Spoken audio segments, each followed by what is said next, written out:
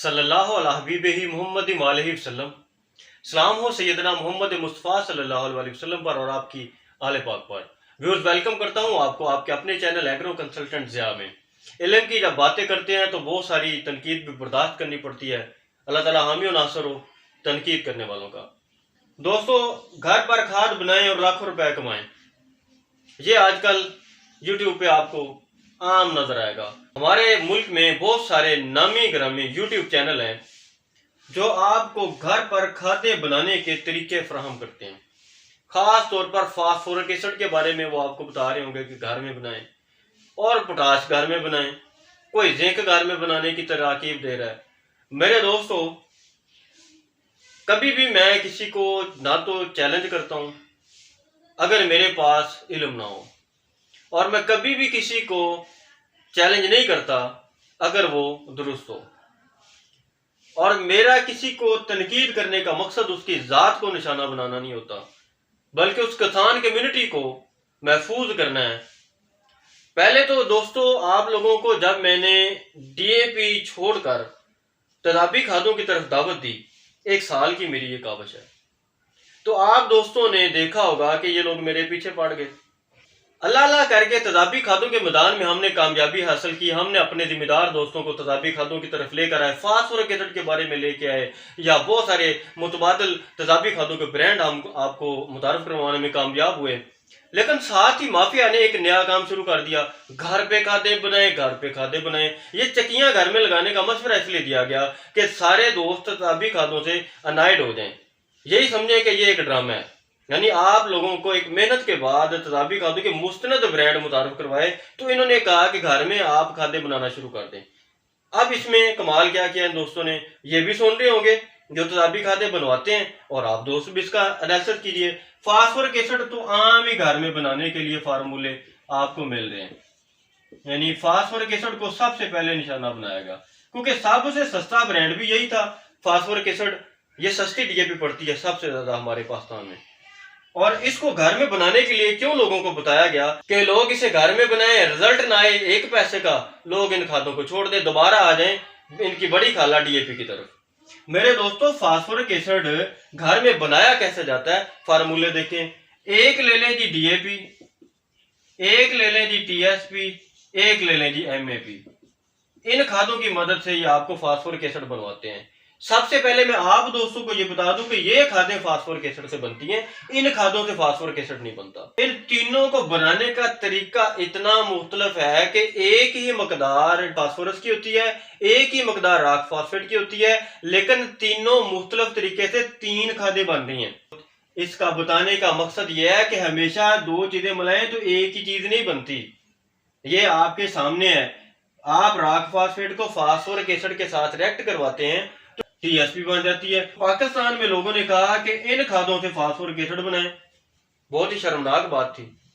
بہرحال میں خاموش رہا بہت عرصے، ان کی ڈرامے بازیاں میں دیکھتا رہا۔ فاسفورک ایسڈ ان تینوں کھادوں سے کسی بھی صورت اب نہیں بن سکتا، ریورس ہو ہی نہیں سکتا یہ ریئیکشن۔ سب سے پہلے تو یہ جھوٹ ہے کہ فاسفورک ایسڈ نہیں بنے گا، یہ میری شرطیہ چیلنج ہے۔ اور ہے بھی چیلنج کیا، اس میں نے کون سی ایسی بڑی وہ سائنس جھاڑ دی ہے، کیمسٹری کا بہت بڑا کوئی تمغہ میں نے اس میں جیت لیا ہے۔ بھئی یہ کھادیں فاسفورک ایسڈ سے بنتی ہیں۔ ان کھادوں کے ساتھ فاسفورک ایسڈ میں ہم کیا ملا رہے ہوتے ہیں؟ فاسفورک ایسڈ میں ہم ملا رہے ہوتے ہیں امونیا یا نائٹروجن۔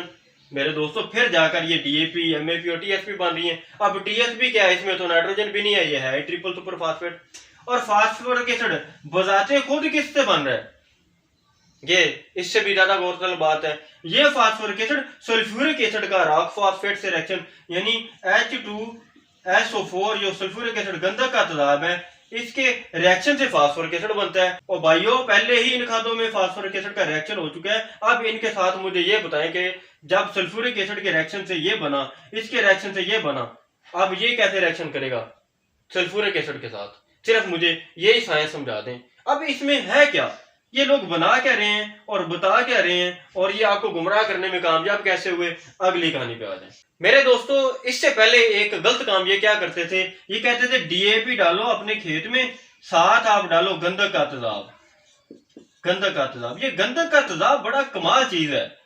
کسی چیز کو آپ نے وہ کیا کہتے ہیں بندر کے مداری کی طرح کرتب دکھانے ہونا، तो ये गंधक का तेजाब बड़े काम की चीज है। जमीनों की पीएच है हमारी ज्यादा, 8 से 10 पीएच है, उसमें कोई तेजाब डाल दो यार, गंधक का तेजाब लाजमी डालना है। आप वहां पर मोहब्बत का तेजाब डाल दो, नफरत का तेजाब डाल दो, कोई तेजाब डाल दो, डेफिनेटली तेजाब जाएगा तो जमीन की पीएच कम हो जाएगी। जब जमीन की पीएच कम होगी तो थोड़ी सी फास्फोरस रिलीज होकर पौधे को मिलना शुरू हो जाएगी। और भाई आप जो फास्फोरिक एसिड ड्रामाई अंदाज में बनवा रहे हैं, जिसमें आप यूरिया भी, अबे यूरिया किस फास्फोरिक एसिड में होता है मुझे ये तो बताएं। वो कौन सा दुनिया का फास्फोरिक एसिड है जिसमें यूरिया डालनी पड़ेगी? शर्मनाक बात। यानी फास्फोरिक एसिड यूरिया के और सल्फ्यूरिक एसिड के और डीएपी रिएक्शन से बना रहे हैं आप। सुभान अल्लाह। मेरे दोस्तों ये एक ड्रामा है। अब इसमें रिजल्ट कैसे आ जाता है? कुछ ना कुछ रिजल्ट आ जाता है इसमें। पौधे को फास्फोरस बहुत कम मकदार में चाहिए होती है। ये साइंस आपको आहिस्ता आहिस्ता समझ आएगी। जब मैंने कहा था ना कि 1 किलो फास्फोरस स्प्रे कर दो तो रिजल्ट आ जाएगा, इन दोस्तों ने कहा ओ पागल हो गया ये, 1 kilo phosphorus high fast spray करवा रहा है, कह रहा है डीएपी जितना रिजल्ट मिलेगा। आहिस्ता आहिस्ता ये लोग मानेंगे इस चीज को। वो वक्त आएगा जब मैं स्टेप बाय स्टेप चल रहा हूँ, वो वक्त आएगा जब मैं आपको 2 से 3 किलो फास्फोरस स्प्रे करवाऊंगा और आप डीएपी को भूल जाएंगे। इंतजार करें उस वक्त का। मैं रबी की एक बहुत बड़ी कॉन्फ्रेंस मुनक्कद करने जा रहा हूँ, उसमें अगला स्टेप मेरा यही है, मैं फास्फोरस को स्प्रे से भी पूरी फराम करवा दूंगा। ये क्या करते हैं कि ये डीएपी के अंदर जब ये तेजाब डालते हैं तो इसकी पीएच हो जाती है तेजाबी। जैसे ये डिजॉल्व हो जाती है ना डीएपी, इसके अंदर अमोनिया, डाई अमोनियम फॉस्फेट है, अमोनिया और फास्फोरस होती है जो फास्फोरिक एसिड के रिएक्शन से बनती है। तो ये क्या होती है, ये थोड़ी सी पौधे को मिलना शुरू हो जाती है। ये वही बात है, ये कमाल इसका है मेरे दोस्तों। ये ना तो फास्फोरिक एसिड बनी है, दुनिया की किसी लेबोरेटरी में डीएपी और सल्फ्यूरिक एसिड के रिएक्शन से अगर फास्फोरिक एसिड बन जाए, मैं पूरी दुनिया को चैलेंज करता हूं, मैं पूरी दुनिया के सामने कान पकड़ूंगा, स्टेज पे खड़े होकर कान पकड़ूंगा। मुझे सिर्फ और सिर्फ डीएपी और गंधक के तेजाब से दुनिया की किसी लेबोरेटरी में फास्फोरिक एसिड को तैयार करके दिखा दे, मैं जिम्मेदार हूं। एक जिम्मेदारी के साथ ये बात कर रहा हूं। लोगों को गुमराह क्यों करते हैं हम लोग यार? हमने फिर मेरी वही बात आती है, अपना ईमान क्यों बेचते हैं हम? क्यों बेचते हैं अपना ईमान जब एक चीज बनती ही नहीं है? यार क्या ये डीएपी कसम है हमारी एग्रीकल्चर के लिए? क्या ये एग्रीकल्चर की पहली शर्त है? क्या इसके बगैर जब तक डीएपी का फसल से निकाह ना हो क्या हमारी पैदावार नहीं आती है? ऐसा पॉसिबल नहीं है। बहुत सारी मुतबादिल खाते, पूरी दुनिया डीएपी के बगैर एग्रीकल्चर कर रही है, पूरी दुनिया में इस्तेमाल हो रहा है। लेकिन कुछ लोगों ने बहरहाल इसका ठेका लिया हुआ। हमने बड़ी मुश्किल से अपने दोस्तों को तेजाबी खादों की तरफ लेके आए, उन्होंने कहा आओ हम आपको बताते हैं तेजाबी खादे कैसे। वो लोग जो पहले तेजाबी खादों को मानते ही नहीं थे, वो कहते थे एक पागल जो है वो एक पागल इंसान बना हुआ है, वो लोगों को गुमराह कर रहा है, वो अब आपको फास्फोरिक एसिड तैयार करवा रहे हैं। क्यों करवा रहे हैं? उनका मकसद है कि दोस्तों को तेजाबी खादों के बारे में गुमराह किया जाए ताकि इनकी फसलों में रिजल्ट ना आए। मेरे दोस्तों मैंने फास्फोरिक खादों के 10 ब्रांड आपको अपनी वीडियो में बता दिए हैं, मार्केट में वाफर दस्तयाब है। अपने घरों पर यह ड्रामा ना करें। इसका फास्फोरिक एसिड से कोई तल्लुक नहीं है, ना ही इससे फास्फोरिक एसिड बनता है, ना ही ये फास्फोरिक एसिड है। ये सरासर, और ये महंगा पड़ता है। क्यों हुआ? अब इन्होंने एक और भी ड्रामा शुरू कर दिया। फास्फोरिक एसिड की वही केन जो 8000 रुपए की थी, वही धड़ा जो ये काम करवा रहा है, मैं नाम नहीं लूंगा, आपने खुद फैसला करना है। 8000 का फास्फोरिक एसिड मिल रहा था, उसी धड़े ने क्या किया, इसको 12000 में वही धड़ा किसानों को फराहम कर रहा है। ओ भाइयों 8000 रुपए में जो मिल रहा था ना, ये 7000 में भी मिल रहा था। वही धड़ा इस फास्फोरिक एसिड का रेट आप बढ़ा रहा है। अभी एक हफ्ते के बाद ये 14000 में हो जाएगा, फिर 15000 में हो जाएगा। इन लोगों ने पता नहीं यार क्या इनके पीछे इनके अनासर है, क्या इनके जायम है। यानी ये फास्फोरिक एसिड को महंगा कर रहे हैं कि ज्यादा कहीं इसका डीएपी के साथ मुवाजना न करने लग जाए। इसका रेट बढ़ा रहे हैं फास्फोरिक एसिड का, खुद फराहम कर रहे हैं लोगों को, फोन कॉल कर रहे हैं लोगों को, कमेंट कर रहे हैं फास्फोरिक एसिड दस्तयाब है, और 12 से 15000 रुपए इसका रेट लेके जा रहे हैं। और अगले क्या काम कर रहे हैं, डीएपी के साथ गंधक का तेजाब मिला के फास्फोरिक एसिड बना रहे हैं। इंतहाई शर्मनाक पहलू है ये। मैं इसको चैलेंज करता हूं, आप दोस्त इससे बचें, ये गुमराह कुन एक्टिविटीज हैं। फास्फोरिक एसिड कभी भी डीएपी से नहीं बनता, सवाल ही नहीं पैदा होता। फास्फोरिक एसिड आप मार्केट से ले सकते हैं, फूड ग्रेड ले सकते हैं, इस्तेमाल करें। 8000 इसका ज्यादा से ज्यादा फूड ग्रेड का रेट है, इससे ज्यादा पैसे भी अदा ना करें। अगर कोई आपको कहता है 10,000 का है, 12,000 का है, तो उससे आप बिल्कुल तलब ना करें। और अगर इन लोगों ने इसी तरह फास्फोरिक एसिड का रेट बढ़ाया ना, तो फिर एक जंग मैं ये भी खेल जाऊंगा, मैं आपको फास्फोरिक एसिड इंशाल्लाह फराहम कर दूंगा, देखी जाएगी। फिर कोई ऐसी बात नहीं है, ये 7000 में मैं आपको फराहम कर दूंगा, इसमें कौन सी वो बुराई वाली बात है। मिलता है 7000 में, और ये तो मिलता है 7000 में, मैं दूंगा आपको। और ये काम जो है इसको छोड़ दें, इसका किसी भी तरह عقل اور شعور سے کوئی تعلق نہیں ہے. یہ صرف اور صرف گندے کے تیزاب کا ایک ڈرامہ ہے، اور گندے کا تیزاب آپ کی زمینوں کو برباد کرتا ہے. یہ زمین کے ٹیکسچر کو، یار میں یہ لفظ لکھ رہا ہوں، سارے دوست یہ دیکھ لیں. ٹیکسچر کے بارے میں آپ پتہ نہیں کیا سمجھتے ہوں گے. زمین کا ٹیکسچر اور زمین کا سٹرکچر یہ دو مختلف چیزیں ہیں، ان کو تباہ کرتا ہے. لکھ رہا ہوں ویڈیو میں، اور یہ پوری دنیا، میں نے اپنی پوری ڈگری میں یہی پڑھا ہے. ہر سائل سائنس کا بندہ، آپ کی یونیورسٹی کا سائل science department, university of agriculture Faisal آباد، وہ آج تک یہ نہیں بتا سکا آپ کو کہ ڈی اے پی کو گندک کے تیزاب سے ملائیں تو فاسفورک ایسڈ بنے گا.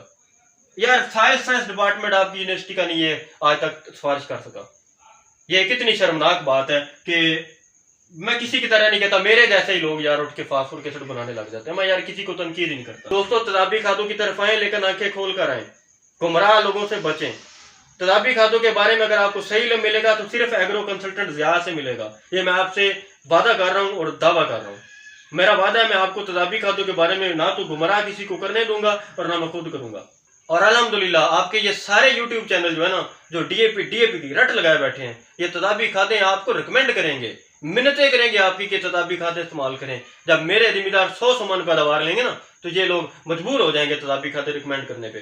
اور مجھے میرے دوست ان کی ویڈیوز بھی شیئر کرتے ہیں. آج ہی ایک چینل پر پوٹاش کے بارے میں ویڈیو آ گئی ہے کہ گوب پہ ڈال دیں پوٹاش آدھا تھیلا SOP، لیکن وہ میرا دوست گھوم گیا تھوڑا سا کہ وہ گوب کے اوپر جب فصل مکمل گوب پہ ہوگی 50 کلو تھیلا جو SOP کا اس نے ویڈیو میں دکھایا ہوا تھا، وہ آدھا تھیلا چھٹا کیسے کروائے گا؟ اس وقت تو اس کے اندر سارے اس کی جو گوب ہوتی ہے، مجر ہوتی ہے، وہ اوپر سے جڑی ہوتی ہے، اس کے اندر چلا بھی نہیں جاتا. میرے دوست اس وقت تیزابی کھاد فرٹیگیٹ کرواتے ہیں. یہ 50 کلو والے گٹو نہیں ڈلواتے، نہ ہی ان کا رزلٹ آتا ہے. جب گوب پہ آپ کی فصل ہو تو وہ 1 ہفتے کا ٹائم ہوتا ہے. اس وقت آپ نے ہائیلی واٹر سالوبل، جو پوری طرح واٹر میں حل ہونے والی کھادیں ہوتی ہیں، وہ دینی ہوتی ہیں. بہرحال میرے دوست، اللہ تعالیٰ آپ کا حامی و ناصر ہو. بڑی مہربانی آپ دوستوں کی کہ آپ کسی طرح آپ آئے تو صحیح تیزابی کھادوں کی طرف. کسی طرح آپ نے دوستوں کو بتانا تو شروع کیا کہ تیزابی کھادیں بھی ایک چیپٹر ہے. تو میرے دوستوں، یہ گھر میں کھادیں بنانے والی فیکٹریاں کبھی مت لگائیے گا. یہ سراسر ایک ڈرامہ ہے، اس میں کچھ بھی نہیں ہے. اللہ تعالیٰ آپ کا حامی و ناصر ہو. پاکستان زندہ باد، قائد اعظم پائندہ باد.